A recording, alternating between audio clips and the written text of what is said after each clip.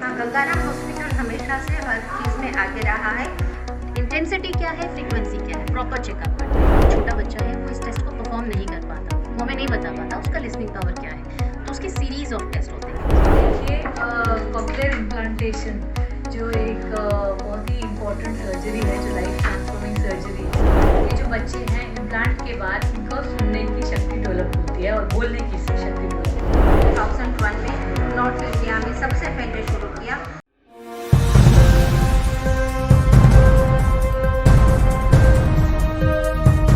इस समय हम मौजूद हैं आशा स्पीच एंड हियरिंग क्लिनिक में, जहां पर आज आप देख सकते हैं कि ये जो क्लिनिक है अभी जस्ट नया खुला है, जिसका आज इनॉग्रेशन है। और ये जो क्लिनिक है ये सरस्वती बिहार में स्थित है। आइए बातचीत करते हैं आशा जी से और जानते हैं इस क्लिनिक के बारे में और भी कुछ बातें कि क्लिनिक में क्या क्या होगा और ये किन किन लोगों के लिए है और क्या क्या सुविधाएं जो है आने वाले पेशेंट्स को दी जाएगी। हमारे साथ मौजूद है ऑडियोलॉजिस्ट एंड स्पीच थेरेपिस्ट आशा अग्रवाल जी, जो कि इस क्लिनिक की ओनर भी है। आइए उनसे बातचीत करते हैं और जानते हैं कि आज जो उन्होंने क्लिनिक का उद्घाटन किया है उसमें क्या क्या सुविधाएं दी जाएंगी और किन किन लोगों को दी जाएंगी। मैम, सबसे पहले तो नव समाचार में आपका बहुत बहुत स्वागत है। Thank you.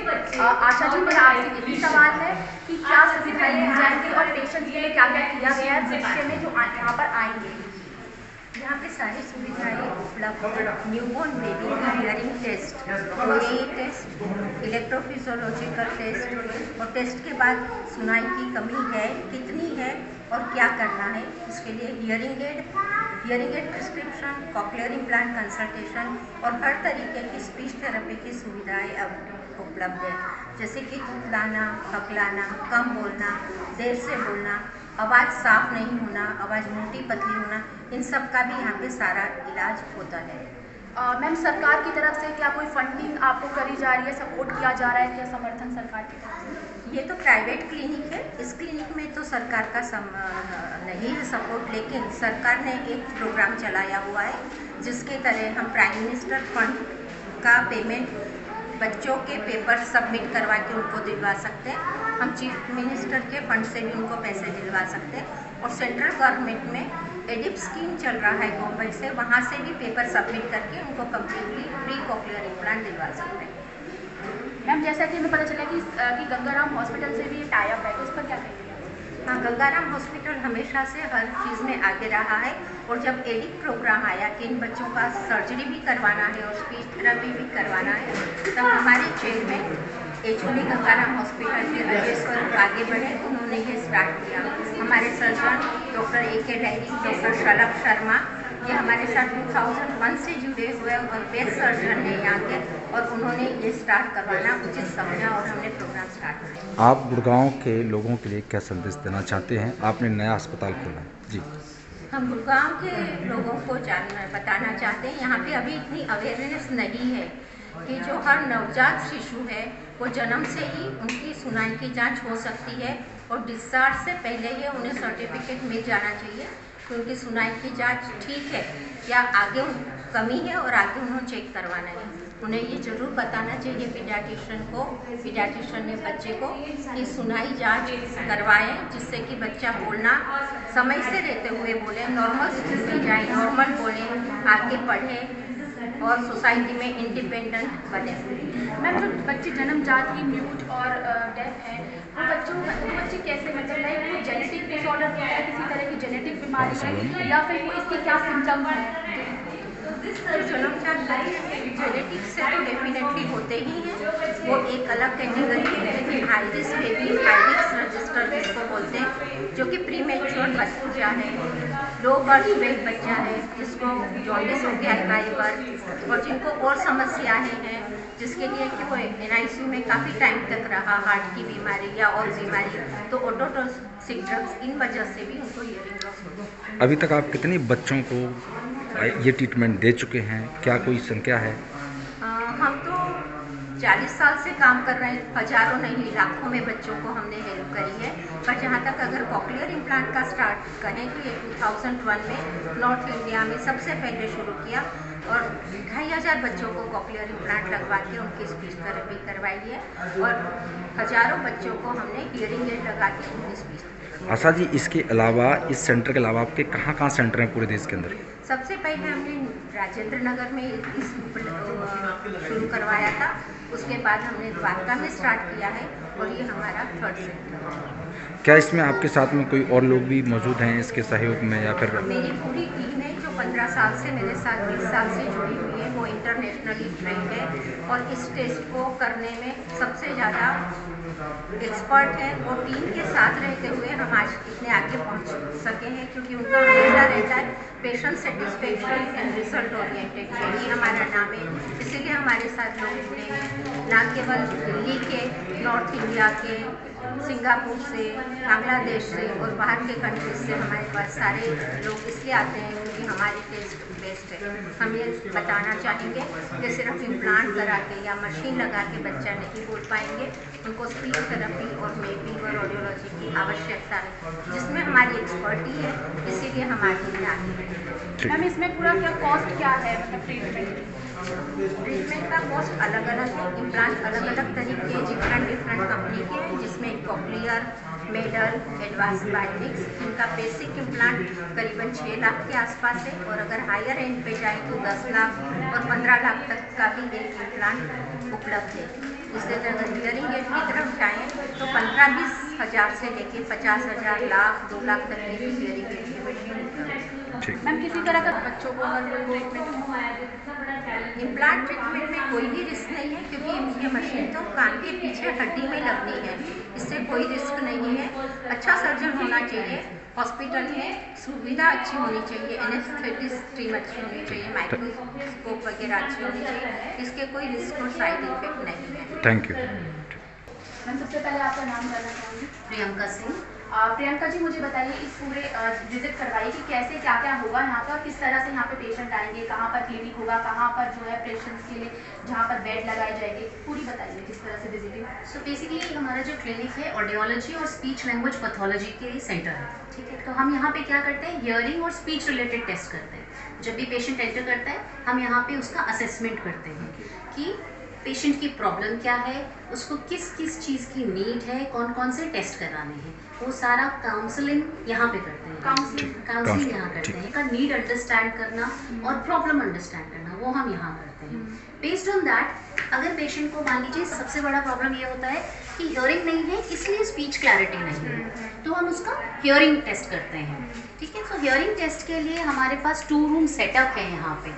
सो उस 2 रूम सेट, ये एक साउंड प्रूफ रूम है, यहाँ हम पेशेंट को बिठाते हैं और अगर आप यहाँ से देखेंगे तो ये दूसरा रूम है, ये शीशे के ग्लास के उस तरफ। यहाँ से हम पेशेंट का टेस्ट करते हैं, बेसिक टेस्ट, ऑडियोमेट्री टेस्ट, कि पेशेंट सुन रहा है, नहीं सुन रहा है, कौन से लिसनिंग पावर, हाँ लिसनिंग पावर कितनी है, कितनी नहीं है, इंटेंसिटी क्या है, फ्रीक्वेंसी क्या है, प्रॉपर चेकअप करते हैं।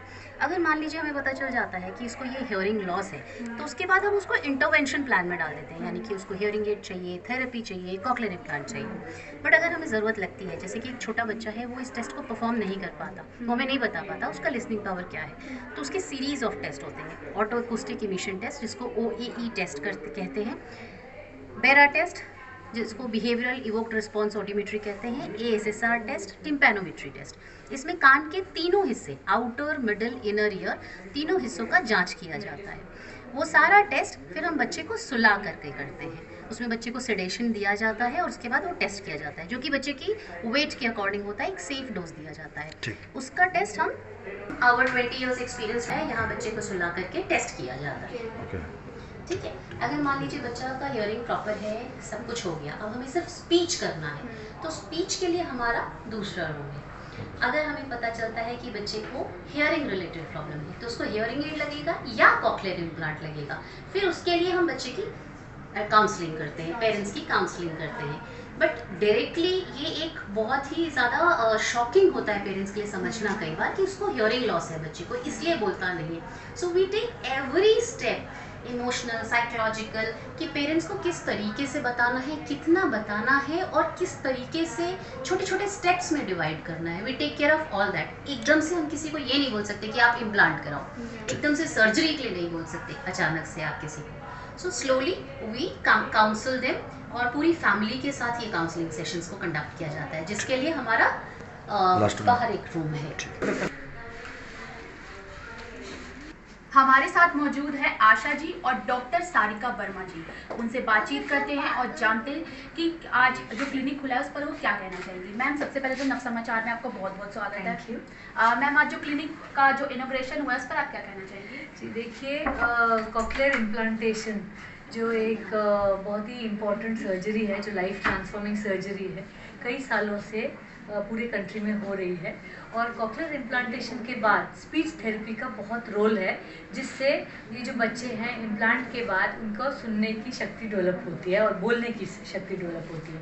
सर्जरी तो जो अच्छा ENT सर्जन है, हम लोग सर्जरी करते हैं, लेकिन उसके बाद का जो सारा रिहेबिलिटेशन है वो स्पीच थेरेपिस्ट करते हैं। तो आशा जी हमारे साथ जुड़ी हुई हैं गंगाराम हॉस्पिटल में। ये 20 साल से 20 ईयर्स से काम कर रही हैं और ये डेडिकेटेड है सिर्फ स्पीच थेरेपी और रिहेबिलिटेशन के लिए। तो ये इन्होंने अब सेंटर अब गुड़गांव में खोला है और आज इसका इनॉग्रेशन है। और हम बहुत बड़ी नीड थी गुड़गांव में एक डेडिकेटेड स्पीच सेंटर की। हियरिंग एड बहुत सेंटर में बिक रहे हैं। मैं 11-12 साल से प्रैक्टिस कर रही हूँ और एक रिक्वायरमेंट थी और ये क्लिनिक जो है आज ये रिक्वायरमेंट फुलफिल करेगा। इनके पास एक टीम है ट्रेंड ऑडियोलॉजिस्ट की, टीम है स्पीच थेरेपिस्ट की, जो कॉक्लियर इम्प्लांटीज के साथ कई सालों से काम कर रही है। आज हमने देखा कि जो बच्चा 6 महीने का था जब इसका इम्प्लांट हुआ, अब वो बच्चा 12 साल का हो गया है।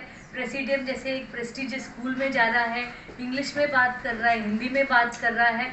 और आज आपने ये भी देखा कि एक जो 6.5 साल की उम्र में जिनका इम्प्लांट हुआ था, आज he is a grown man of 22 years और एक मल्टीनेशनल में काम कर रहे हैं। तो ये मैं आपको बस ये बताना चाहती हूँ, जो बच्चे पैदा होते हैं बिना हियरिंग के, जो डेफ पैदा होते हैं, अगर उनका इंटरवेंशन हम सही समय पे कर दें, 2-2.5 साल के अंदर उनको इम्प्लांटेशन हो जाए और अच्छी स्पीच थेरेपी हो, तो वो बच्चे नॉर्मल स्कूल में जाते हैं, नॉर्मल कॉन्वर्सेशन करते हैं, नॉर्मल जॉब करते हैं। तो ये एक लाइफ ट्रांसफॉर्मिंग सर्जरी है। जो बच्चा आपको लगेगा कि ये तो सुनता बोलता नहीं, ये तो डोरा है, जैसे गाँव में बोलते थे ना, ये तो कुछ नहीं करता, ये तो बोलता नहीं, और वो बच्चे एक नॉर्मल लाइफ लीड कर सकते हैं। तो अगर आपके घर के आसपास कोई भी बच्चा है आपकी जान पहचान में जो बोलता नहीं है, सुनता नहीं है, पहले 2 साल के अंदर वो अपने आसपास ENT डॉक्टर के पास जाएं, उनका अच्छा वर्कअप हो, उनकी सर्जरी हो जाए। अब सरकार जो है, जो बच्चे अफोर्ड नहीं कर सकते, कॉक्लियर इम्प्लांट जो है 7 से 8 लाख की मशीन है, अगर ये अफोर्ड नहीं कर सकते तो सरकार खुद ऐसे बच्चों के लिए एडिप स्कीम के ज़रिए ये इम्प्लांट फ्री ऑफ चार्ज देती है। तो इट इज़ नॉट नेसेसरी कि आपके पास पैसा नहीं है, पैसा है तो ही आप करवाएंगे। आपका बच्चा चाहे गरीब हो अमीर हो, रिक्वेस्ट कर रही हूँ, बच्चा पैदा हो, अगर उसकी हियरिंग असेस करवाइए, देखिए कि वो सुन पा रहा है नहीं सुन पा रहा है। बेबी अगर सो रहा है, जोर से घंटी बजती है, ताली बजती है, मोबाइल बजता है, क्या वो बच्चा डर जाता है? अगर 6 महीने का बच्चा है, अगर आप उनको आवाज़ लगाते हैं, क्या वो मुड़ के देखता है? ये साइंस हैं, जो क्लिनिकल साइंस जो बताते हैं कि बच्चा सुन पा रहा है या नहीं। जो सुन नहीं पाएगा वो बच्चा बोल भी नहीं पाएगा। जैसे पंजाबी का बच्चा पंजाबी सीख के पंजाबी बोलता है, बंगाली का बच्चा बंगाली सीख के बंगाली बोलता है। जो बच्चा सुन नहीं पाता वो बोल नहीं पाएगा। सारी उम्र ऐसे बच्चे डेफ और म्यूट कैटेगरी में आते हैं, तो maximum they do speech sign language सीखते हैं। लेकिन कॉक्लियर इम्प्लांट के जरिए ये बच्चे एक नॉर्मल लाइफ लीड कर पाते हैं, अच्छे स्कूल में जा पाते हैं, सिंग करते हैं, डांस करते हैं, परफॉर्म करते हैं, और ये बच्चे मल्टीनेशनल्स में जाकर काम करते हैं। आज आपने खुद देखा है। तो मैं रिक्वेस्ट करूंगी आपके ज़रिए, मैं ज़्यादा लोगों को ये बात पहुंचाना चाह रही हूँ कि ऐसे बच्चों को जल्द से जल्द इलाज करवाएं। आपकी लापरवाही से ये बच्चे छूट ना जाएं। हमारे साथ कुछ ऐसे बच्चे मौजूद हैं जिन्होंने कोक्लियर इम्प्लांट कराया, जिसका उन्हें फ्रूटफुल रिजल्ट भी मिला है। उनसे बातचीत करते हैं और जानते हैं कि कैसी जर्नी रही इस पूरे जो ट्रीटमेंट के दौरान उनकी। बच्चे बताइए कि कैसी जर्नी रही आपकी? बहुत किया हमने, लेकिन जब मैं 6.5 ईयर्स का था तब मेरा हियरिंग एड लगाता था उस टाइम। तो जब इम्प्लांट करवाया हमने तो मैंने नॉर्मल स्कूल में भी पढ़ चुका हूँ और ग्रेजुएशन भी कर लिया। Now I am pursuing MCom और जॉब भी कर रहा हूँ मैं UK क्लाइंट के साथ। It's very difficult.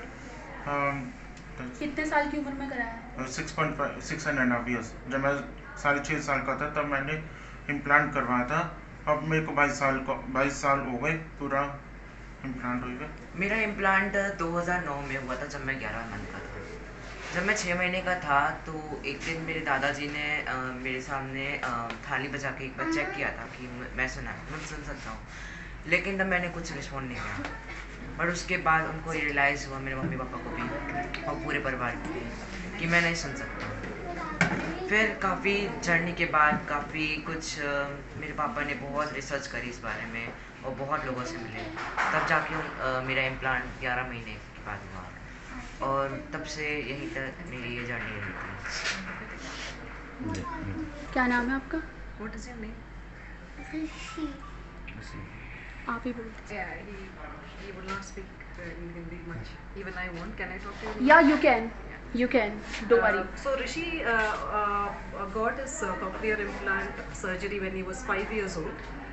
He was not congenitally deaf. He had hearing, good hearing until the age of 4, and then the hearing started dropping progressively. And in 2020, we got a lot of tests done, and then figured out that he's got a progressive hearing loss in the high frequency range, and it almost reached complete deafness. That's when we got connected with Asha ma'am and the doctors in Delhi, and we got the surgery done on one side. It was a unilateral surgery that we did, and post which he has completed 4 months of therapy now. When this happened in 2020, like most other parents, this was very, very overwhelming for us, and it was difficult for us to go through this. But we had support from the parents group of similar children. We had support from our family, the doctors and therapists. You may not believe it, it will get easier, and I really want to encourage all parents out there to pay attention and focus on your children's speech as well as hearing.